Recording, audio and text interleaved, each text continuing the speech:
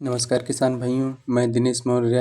आज हम आपको डीएसआर में ब्राउन मैन्योरिंग के रिजल्ट दिखाने वाले हैं। ये देखेंगे कि पूरा जो ब्राउन मैन्योरिंग है उसमें हमने हर्बिसाइड डाल रखा है और ये मुरझा चुके हैं। जो धान के पौधे हैं वो वैसे ही बने हुए हैं, जिनको हम उखाड़ेंगे वो सब ज़मीन से निकल आएंगे और रूट नोडूल्स बन चुके होंगे। तो ये ब्राउन मैन्योरिंग है, ये डीएसआर के साथ ही बो दी जाती है। 20 किलोग्राम पर एकड़ के हिसाब से ढैंचे का बीज साथ में छिड़क देते हैं। उसके बाद ये जम जाता है। अब इसमें हर्बिसाइड पड़ गई है क्योंकि ये 30 दिन का 30+ है, इसीलिए ये पूरा मुरझा चुका है। अब हम इसमें 3-4 दिन बाद पानी लगा देंगे।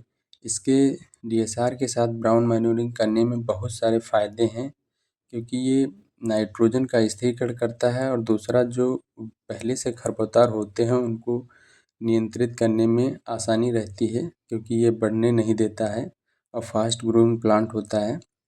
दूसरा, जैविक पदार्थ की मात्रा प्लॉट में बढ़ती है। जो कार्बनिक पदार्थ होते हैं उनकी मात्रा बढ़ जाती है और ये दलहनी कुल का पौधा है जिससे नाइट्रोजन का स्थिरीकरण करता है। तो हमें आगे धान में नाइट्रोजन जो होती यूरिया वो हमें कम देना होगा, क्योंकि ये ऑलरेडी ज़मीन में नाइट्रोजन फिक्स कर चुका है। और जब जिस एरिया में मिट्टी का कटाव होता है वहाँ आसानी रहती है, क्योंकि मिट्टी का कटाव इससे नहीं होता। ये देख रहे हैं कि यहाँ पर बीज कम गिर गए हैं ढैंचा के, जिससे पौधे आसानी से ऐसे ही दिख रहे हैं। अगर हम अंदर जाएंगे तो ये 0 टिलेज से बोया गया है और सीधी सीधी आपको लाइनें दिख रही हैं धान की। अब ये इसी में गिर जाएगा तो एक मल्चिंग का काम करेगा, जिससे क्या होगा कि हमारे वाटर जो है वो कंजर्व रहेगा, तो पानी कम देना होगा। ये जहाँ पर उखाड़ेंगे इनकी जड़ें सब सड़ चुकी हैं एकदम, क्योंकि इनमें हर्बिसाइड पड़ गया है ऊपर से और पूरा टूट रहा है। कहीं भी आप पकड़ेंगे तो वो टूट जाएगा। ये 3-4 दिन में पूरा ज़मीन पर लेट जाएगा और धान ऊपर उठ जाएंगे एक, और ये धीरे धीरे सड़ता रहेगा और धीरे धीरे जो ऑर्गेनिक मैटर है वो ज़मीन में बढ़ता रहेगा। हमें नाइट्रोजन बिल्कुल बहुत कम देनी होगी। इनकी पूरी जड़ एकदम सड़ जाती हैं। अगर आप डीएसआर नहीं किए हैं तो आप करके देख सकते हैं। भले ही छोटे प्लॉट पर अपने एक साल ट्रायल करें, फिर उसका रिजल्ट देखें, फिर नेक्स्ट ईयर हम उगाएंगे।